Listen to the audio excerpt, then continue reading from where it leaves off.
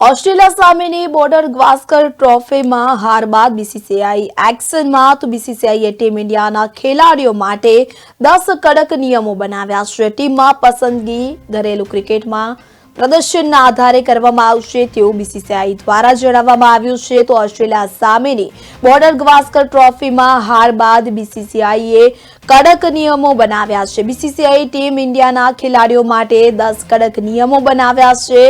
તો આપને જણાવી દઈએ કે ખેલાડીઓ તેમના પરિવાર સાથે મુસાફરી કરી શકશે નહીં। તો ખેલાડી કે સ્ટાફ નિયમોનું પાલન નહીં કરે તો તેને કડક સજા થશે તેવું બીસીસીઆઈ દ્વારા જણાવવામાં આવ્યું છે।